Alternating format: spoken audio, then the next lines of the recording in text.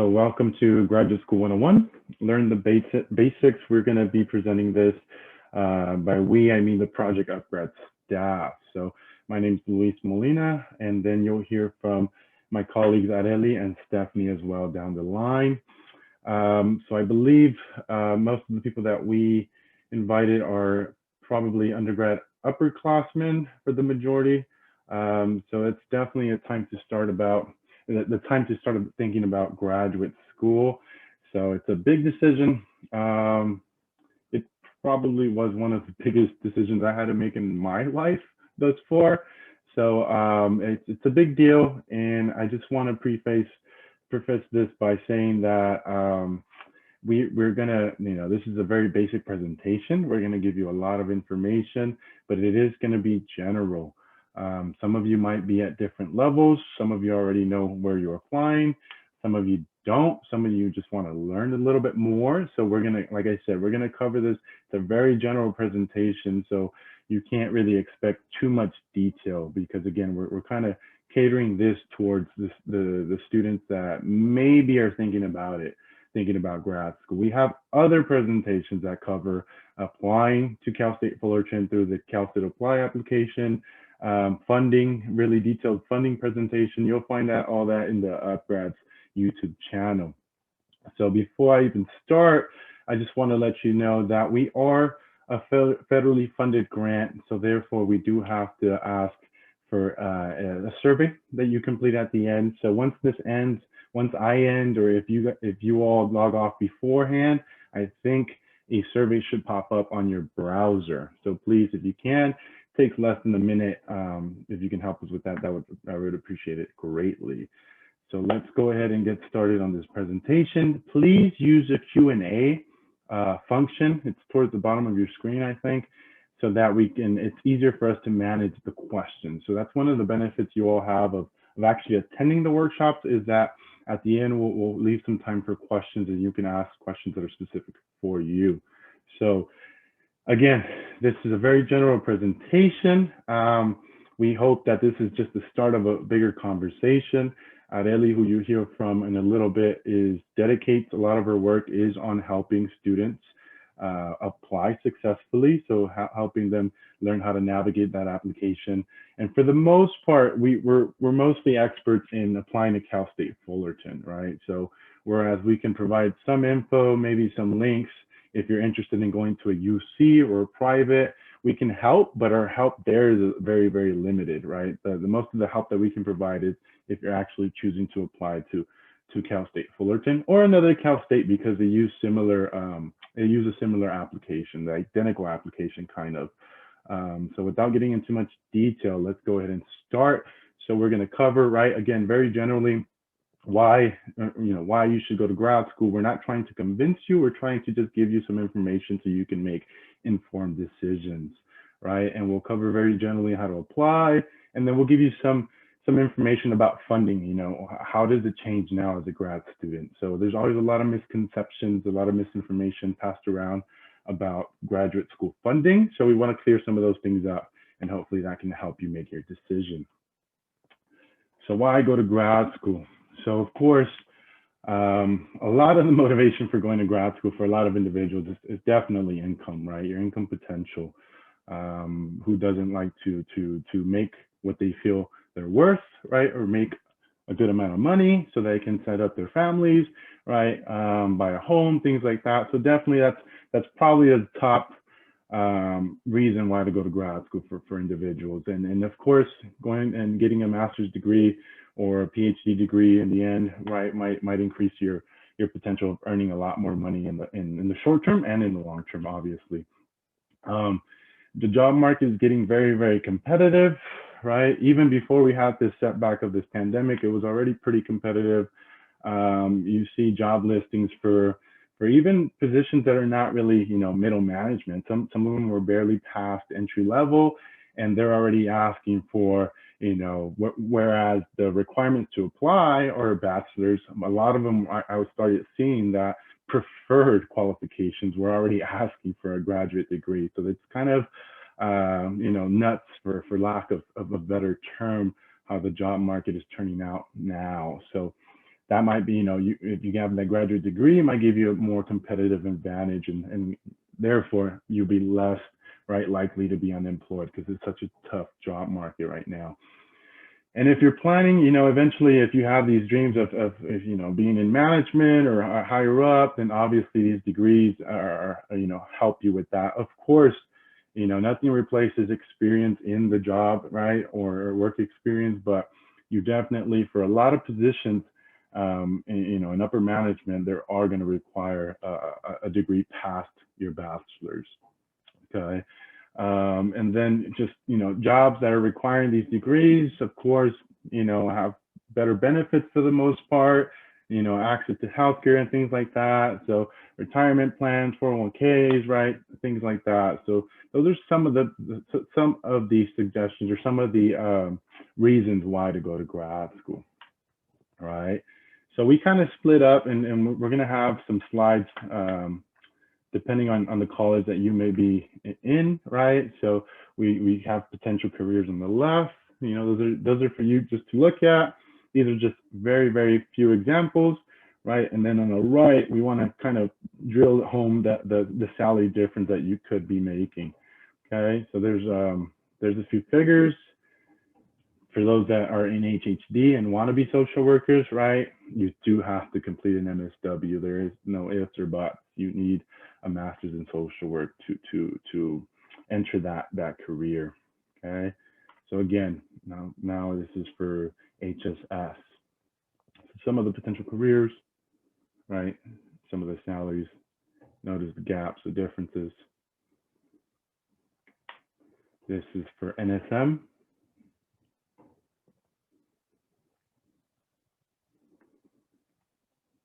And again, these are just examples, right? Doesn't necessarily mean it's going to be the case. And this is for engineering, computer science.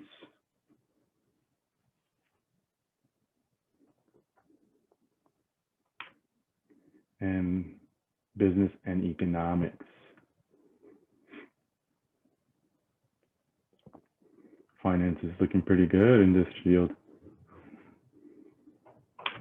Education, especially if you're thinking of working at a university, even as staff, I think that getting a master's in higher ed is getting really popular, and then moving on to an EDD, which is a doctorate in education, is getting pretty popular as well. Those that are thinking of teaching, right, teaching at the high school or anything like that, any master's degree automatically increases your salary, I believe. Communications.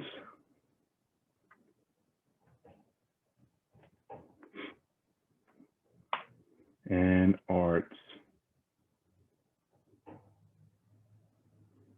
Right, so we're just trying to make the point of seeing the discrepancies between an undergraduate degree and graduate degree as far as your income. Okay, so now let's take a step back and think about, maybe now we convinced you with those few slides, right? So what does it actually look like? What does grad school look like? Because there might be a lot of misconceptions about this as well. And I'm gonna start by saying, right, grad school is, like I said at the beginning, it's a big decision in your life, right? Income is obviously, we already covered a bunch of reasons why, right? Some of you might be actually first generation students as an undergrad, right? So maybe you just want to continue education because you want to change that cycle, right? You want to set the way, pave the way for your future's children, which is a very good reason as well. Or you just want to earn enough income, to make sure that your family is set. So those are all very good reasons, very admirable. But I'm just going to start this section by saying that you really do need to figure out why you're going to grad school. Think about, it's 2 more years for some degrees, 3 for some. If you go directly into a PhD program, then that might be 5 or 6, right? You need to think about, well, this is time out of my life. This is, I'm investing this time. Grad school it shouldn't be a decision where, I don't know what to do next, so I'm just going to go to grad school. Or I can't find a job, so I'm just going to go to grad school. And I say that because, if you don't have right something pushing you or a real valid reason, it gets really easy to sort of just kind of quit, you know, or just say, you know what, I tried, it's not for me. So then your time that you invested in money, right, is going to go to waste. So I think, you know, it's beneficial to do some soul searching and really figure out if you really want to go for a valid reason, because it is a different type of learning, and it's a lot more rigorous than undergrad. So if you look at this slide, right, this is talking about kind of the structure of undergrad, right? In undergrad, I think you're used to, you're attending your classes for about 50 minutes, maybe some are a little bit longer, right? 2 to 3 weeks, 2 to 3 days a week. And nowadays it's all online, right? Obviously. But you take your classes, right? You listen to a professor speak. For the most part, you may have to do a couple of readings. Maybe you can get away with not doing the readings, right? Just sit in the back. Answers, tests are mostly multiple choice answers for the most part, maybe a few papers. So, and it's also, right, they kind of let you know what you need to do, right? As a freshman, you have, I think, what is it called? A freshman specialist. And then they help you. Then you have a graduation specialist, right? You have a bunch of support as an undergrad. Specialist on the left, specialist on the right, to help you with this and this and that, right? So it's really structured. But you know, now when you get to grad school, they expect you to be in a different level, right? There's no, besides maybe having a program advisor for your grad program, there's no one else, right? You're expected to act on your own. If you need help, if you need resources, you're expected to go and look for them. So it's a lot more autonomous, right? It's a lot falls on you for the most part. No one's going to be there kind of checking up on you, making sure you're okay. So that's a big difference, right? And as far as like the learning, like I said, right, you're reading, you're listening to a professor speak, you're you're just basically whatever they talked about in the lesson, you're expected to put on paper, on the test, things like that, right? Well, as a grad student, it's a lot more different. For one, it's a lot more reading, a lot more reading, an unimaginable amount of reading. And you're expected to read because you're expected to come to class and contribute, right? It's now the knowledge isn't just coming to you in one direction, or now it's both ways. It's you're getting some knowledge from your professor, from the reading, you're putting it into action in your life, or you're bringing your experience into it and you're giving knowledge back, right? So it's more of a group discussion. And of course, tests and papers are never going to go away, unfortunately, right? But now papers are more involved, right? Tests are more involved. So just it's something to be on the lookout for. You're expected to create new knowledge as a grad student because, right, you're just focused on one discipline. Whereas in undergrad, right, you did a bunch of other lower division classes, and then you did your major classes. Right now, as a grad student, you're focusing on one discipline, and your goal is to learn about that discipline, to bring new knowledge into that discipline, to explore, right, that discipline, that field. So those are the major differences, right? The academics, going back to some of the academics, like I said, it's a lot more rigorous and a lot, you're expected to do a lot more. And therefore, as a grad student, you need to carry a 3.0 GPA to be in good academic standing, right? In undergrad is a 2.0. Now it's going to be a 3.0, okay? So if you fall under that, you will be placed on academic probation. And at least at Cal State Fullerton, I know that they'll give grad students 2 semesters to get out of academic probation, to get back to a 3.0 or higher. As far as the classes, the courses, they're now going to be very, really long. Most of the time they're 3 hours long, and they're once a week. That might vary depending on program to program. And now, as you're expected to take at least 6 units, 2 courses. That's half time. And if you take 3 courses, which is 9 units, that's considered full time, because the amount of work for the units is a lot more than in undergrad. Okay, a lot of courses are offered in the evening, especially at Cal State Fullerton, because A lot of grad students are working during the day and they take courses at night. For some, that's not available. So for some programs, you may have to, if you have a job, right, you may have to just, leave it for the next couple of years and focus on your studies. There are some ways to earn money at the university that you're going to school through assistantships, and I believe Adeli is going to cover that later on. Your culminating experience. So the way you finish your program as a grad student now is going to be, probably fairly new because an undergrad, I'm not even sure how you all end your programs. It might be different program to program or major to major. But as a grad student, right, there are 3 different ways you can end your program, and some you won't have a choice. That's just the way the program ends. And for others, you might get, you might have a choice. So the thesis option, right, which is a very super long research paper with a lot of, a lot of articles and data and things that you might have to look into, right? That's a thesis and it has to be published and things like that. Very, very, very, very, very involved.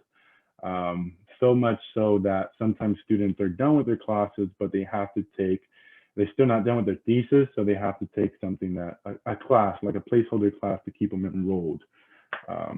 And while they finish that huge paper. Another one is a project. So a project, I think these are popular with like business and things like that, especially at Cal State Fullerton, where, it's a group project, but you're really acting as like consultants. In the end, a big research paper comes out of it as well, but not as involved or as big as a thesis. And the third and final option is a comprehensive examination. So that's basically a test that you take that you're being tested on all the knowledge you learned in the past 2 years, 2 or 3 years, right, depending on your program, and you're expected to just, obviously score. I don't know what percentage, but I think it's a pretty good, it's pretty up there is what I want to say. So it's kind of scary because, if you fail it, I think you only get 1 or 2 retries. But once you fail, if you do fail, which I'm hoping none of you ever get to that point, but once you fail the last try, you basically took those classes in the last 2 years of your life or have been done in vain because you cannot no longer get your degree in that. So, going back to what I said, you really want to make sure that, this is the next step for you in your life. What's next? Okay, I think I'm done now, right? Stephanie, you're going to take over from here? Perfect. Yeah, I'll take over from here. Let me stop sharing my screen. Okay, perfect. Let me share my screen right now.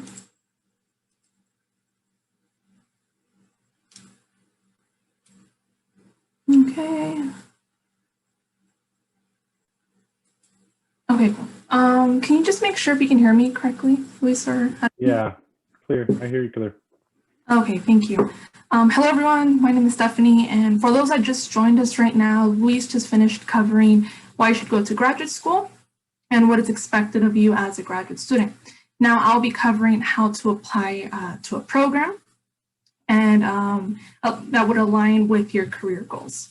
So before we get to that, the first thing you need to do is discover your interest. Maybe as an undergraduate right now, you might really enjoy what you're learning, and that's great, and you'd want to continue to pursue that. But there are some students that maybe might not like it, and they would want to pursue something else, and that's completely fine.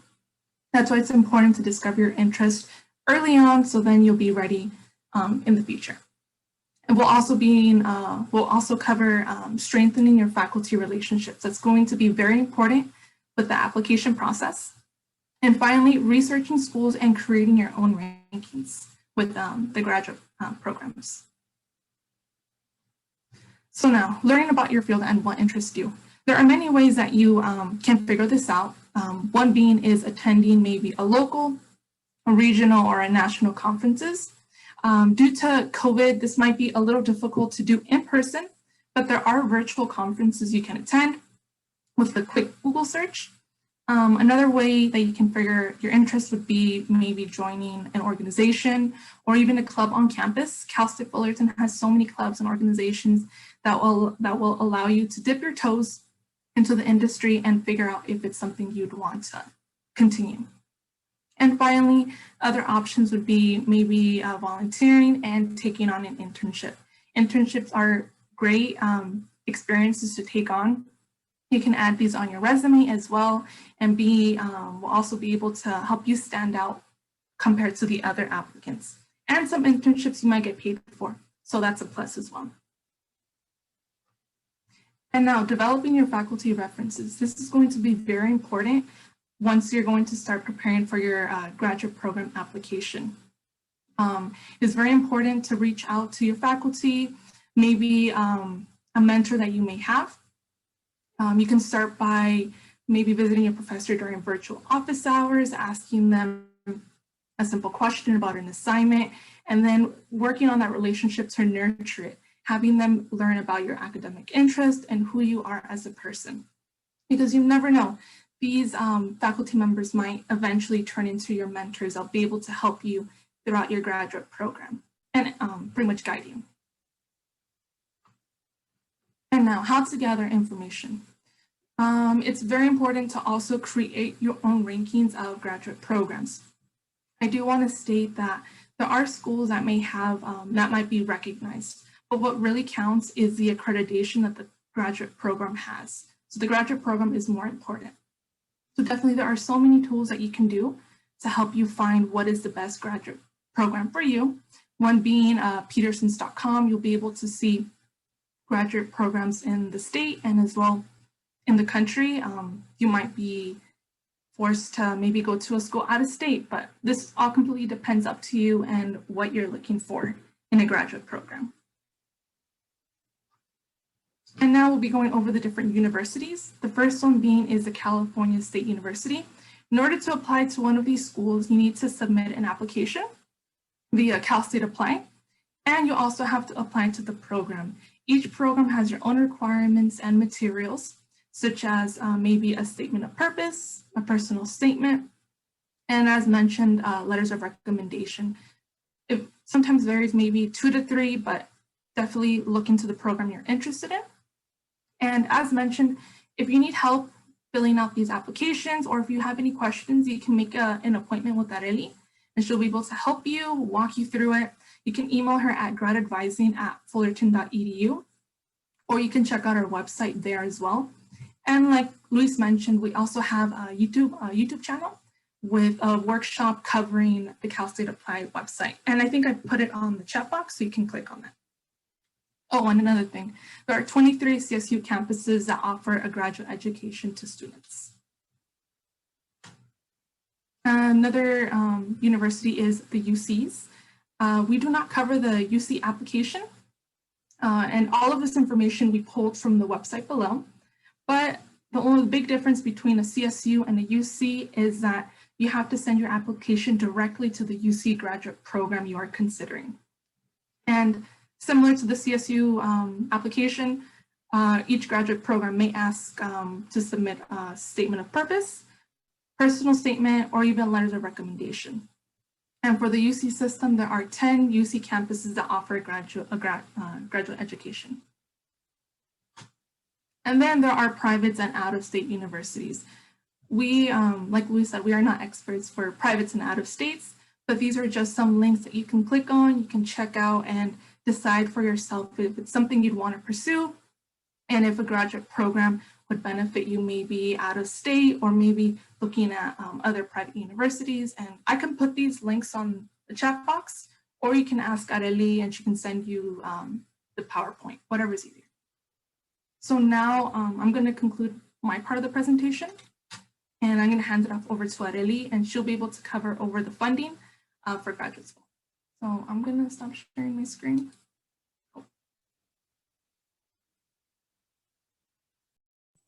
Hello, thank you, Stephanie.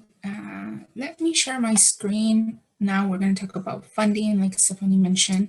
I know for some of you, funding and paying for graduate school, it's a very important topic of conversation, and that will determine whether you get it, you apply to graduate school or not. So I will cover the last section.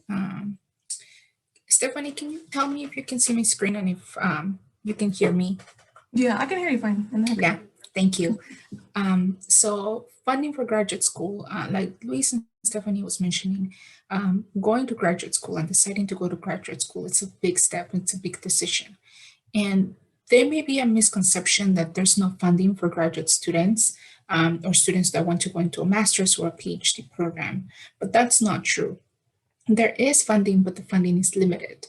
There may be a misconception that there's only funding for students that want to do a PhD program, but there's no funding for masters. That's also not true. There may be some scholarships, some grants that you may be able to access and be able to receive them and pay for your tuition, fund your education without going into much debt or not having debt at all, right? It really depends on the situation. But also, if you're interested in knowing more about the funding opportunities, if you want to explore master's program at Costi Fullerton, you can make an appointment with me. If Stephanie, you could please add the link to make an appointment with me. I'll be more than happy to speak with all of you about it. And also, we do have a financial aid workshop on our YouTube channel where we go on very detailed information about, scholarships that are available in Fullerton, loans, what does that look like for a graduate student, and any grants that may be available for COSTI students.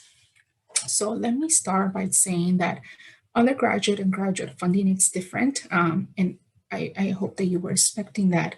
As an undergraduate, you may have access to federal grants, like the Pell Grants, but as a graduate student, that's not the case. Funding may come in the version of graduate assistantships, right? Like a fellowship, maybe a teaching assistantship, a research. And so I'll go over those later on. But you see that there's an overlap in funding.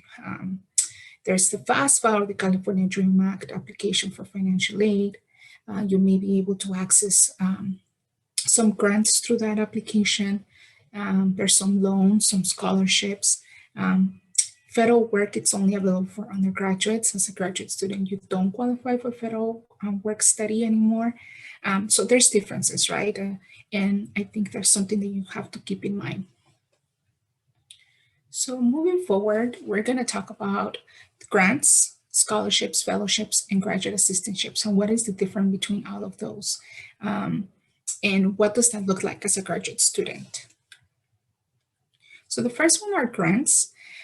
Grants, it's free money. It's similar to a scholarship or a fellowship. The only difference is that if you apply, the application may be asking you for something specific, right? So in this case, I put the example of the State University grant. If any of you are interested in attending a master's degree at Costi Fullerton or LA or Cal State San Bernardino, you may have to submit an application for financial aid and qualify for the State University grant. And one of the stipulations for you to be eligible is that you're a California resident. So grants have very specific sort of like requirements. And like I said, you don't pay those back unless you don't meet the requirements, right? Like it says right here on the example, if you don't meet or you don't do your service obligation, you may have to pay that money back. But usually it's free money. Like I said, in the state of graduates, in the case of graduate students wanting to attend a Cal State, you can submit a financial aid application, and that application counts for you to be considered for the State University grant. And if you meet that, then and you receive it, you will get your tuition paid. And then that's a big help, right? Because usually, at least at Costi Fullerton, tuition fees for graduate students are between $3,000 and $4,000 per semester. So if you receive the State University grant and you meet all the qualifications, your tuition will be paid, and all you have to pay for is tuition fees. And tuition fees come up to be between $400 to $500 per semester. So there's a big change, right? From going from paying $4,000 to paying $3,000. So if you want to know more about this, you can definitely meet with me and we can speak about it. The next one is scholarships and versus fellowships. I'm sure you're familiar with scholarships. maybe it was encouraged in your high school, in your community college, and you transferred to apply for scholarships to help you pay for books, to help you pay for tuition, or whatever it is that you wanted to pay for. And you know, scholarships are also free money.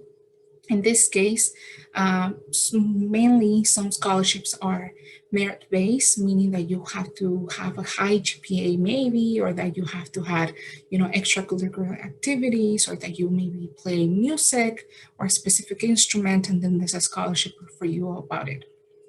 And you apply, you know, and if you're lucky enough, you'll receive it. And then that's money that you can utilize to pay whatever educational expenses you may have. And like I said, free money, you don't have to pay it back. One of the scholarships that it's available on campus for graduate students at Fullerton is the ASI CSU Graduate Scholarship. And just like a conventional scholarship, you go into the application, you have to have a minimum GPA, I think it's a 3.0. You have to be a student on campus, and then you submit the application and they'll consider you to see if you can receive it. And there's several other types of scholarships. We always suggest students to check on your department, on your college. You may be surprised, right? You think, oh, like I gotta go on Google and do this simple search and put scholarships. But, you know, speaking with other professors from different colleges on campus, they said, we have money to provide students, but they don't apply. So check with your department, check with your college. There may be an opportunity for you to receive some of these scholarships. And some of these scholarships may also be able, you may be able to apply for those as a graduate student. I do know that as a CSUF student, you have the ability to go on your Titan portal and go into scholarship tab, right? And type in your information and do sort of like a generic application that will go to different scholarships. It will pair you up with different scholarships on campus and see if you qualified. And if you do, you will receive them. For graduate students, it's the same, although it's a lot more limited. Like I said, there is funding, but it's limited. So you may have to dig a little bit more on that. And then on the other side, there's a fellowship. Fellowships, it's also funding that you don't have to pay. But the catch on this one is that you may have to do something in return for the money that you're receiving, right? So some of these fellowships may have to be like, you have to do, you have to be part of a research lab, or maybe you have to attend events, right? Or you have to help out at a local community, like it says on the PowerPoint. But like I said, once you have met those requirements and you have done everything that they're asking you for, you may receive the fellowship and utilize the money to pay for your tuition or for any educational expenses that you may have. One of the examples that we have that is specific for graduate students is the Polenta Fellowship Program. And that's the program that I manage. I support students, graduate students, prospective and current. To apply to the fellowship, we provide you with support. Of course, there's certain things they have to do, right? Like you have to attend professional development workshops, you have to meet with me, you have to meet with a mentor. And all the things that we're asking you to do in this fellowship is for your own benefit. And usually this type of fellowships, this type of programs, that's what there are, right? That you gain some benefit that you can add to your resume, or that you can add to your other college applications for graduate school, but also the funding. So you can find more information on the website if you can share that, Stephanie. And like I said, there's different types of funding. It's just a matter of finding it and looking for them. And if you're thinking of going to graduate school at Fullerton, like I said, you can always make an appointment with me and I'll be more than happy to explore all these possibilities with you. And then another way that you can fund your education and help you pay for other expenses, it's through graduate assistantships. And this could be in the form of teaching, research, or graduate. Teaching, as the name has it in the name, you would be supporting a professor or a teacher on campus, or maybe at a community college, maybe with grading, maybe with creating PowerPoints. I don't know, maybe we're doing like study hours with the class that you're helping with, and you will be compensated.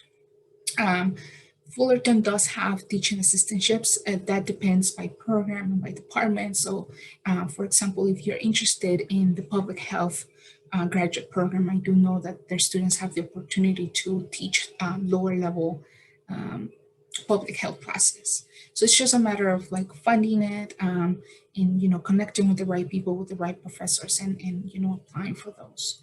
Research assistantships, like I said, like it has on the name, you, for example, psychology, a lot of the psychology professors have research labs, and they may have money that may have been awarded for their research, and now they have to put together a research lab, and they're looking for students that can help them with that research. So you can apply for it. The professor, I know it's a little bit challenging right now because we're virtual, so it may be a little bit awkward to ask your professor if there's opportunities, but you never know, right? Like maybe the professor is looking for someone to help in the research lab, and then you may be part of this research assistantships, and like I said, you will be compensated. Sometimes you will be compensated monetarily, which is that's the ideal part. Sometimes you will be compensated by being, if the professor's writing a paper and it will be published, then your name will be part of that publication, and then that's also a plus if you're interested in staying in academia or going forward with your PhD. And then the last form, it's the graduate assistantship. That's usually depending department by department, program by program. You may be hired to be sort of like helping with the reception, right? Like in the anthropology department, they may have you, I don't know, answer the phones or support professors with whatever they need, and you'll get compensated. For example, there was another one in the College of the Arts where they were asking you to be sort of like a coordinator for their success center and support with students. Although it had the coordinator name on the job title, you were a graduate assistant. And usually graduate assistantships on campus are 20 hours per week. Supervisors are very flexible with students because they know that school comes first. So that's always ideal. You're on campus, you don't have to be driving around. And like I said, you get compensated for the work that you do. And this information, depending on where you want to apply to, if you are applying to Fullerton, you'll find some of this information at the Career Center, but also check with, you know, the offices or the departments that you're interested in working with or connecting with your professors. And if you want to go to other universities, then connecting with the offices, with appropriate offices from those universities. Let's see. And then I think that's it for me. This is our contact information, Project Upgrads. That's the website, that's our email, or well, phone number. I'm working from home, so I won't be able to pick up the phone, but you can always email me and I'll be more than happy to support you. And then that's our YouTube channel. Every presentation that we do post it there in case that you want to revisit it or tell someone else to watch it and all that. So let me stop sharing my screen and then maybe we can go on questions.